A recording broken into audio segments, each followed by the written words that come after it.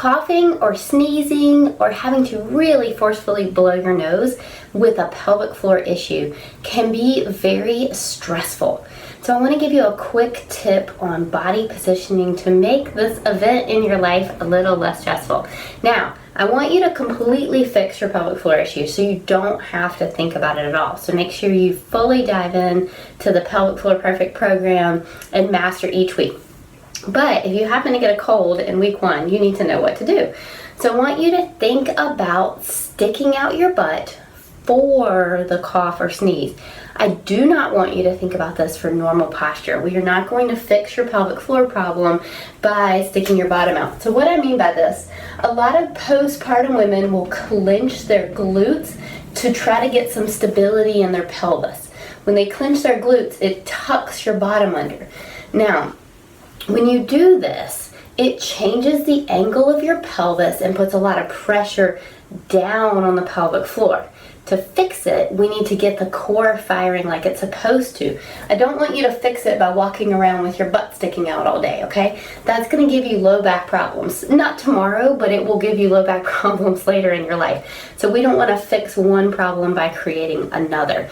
But the exception to that is when you cough or sneeze, I really want you to think, stick it out, okay? So I want you to give me your best, like, Jersey Shore girl impression of taking a picture, and I want you to think, I need to sneeze, so instead of going ha-choo and tucking your bottom under to sneeze, I want you to think, stick out your bottom and then ha-choo. So you're sneezing with your bottom out, not your bottom tucked under, okay?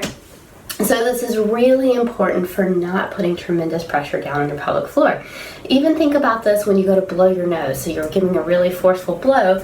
I want you to think, stick your bottom out to blow your nose. Don't tuck it under to blow your nose.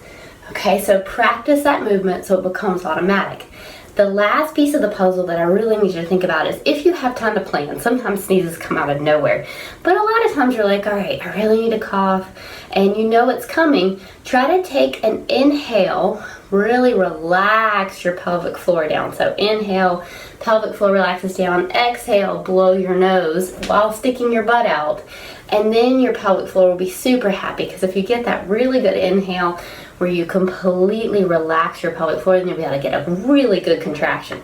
But if you hold your pelvic floor tight and you do not relax it on that inhale, you're not going to be able to get a good contraction. And then of course you're going to leak because your pelvic floor is not contracting well. All right, so put those together. So great inhale, relax your pelvic floor in the inhale. That way when you exhale, you get that natural recoil of the pelvic floor that really tightens and stops leaking, protects you from your prolapse getting worse, helps get that better, and you can really get a good cough without having to worry.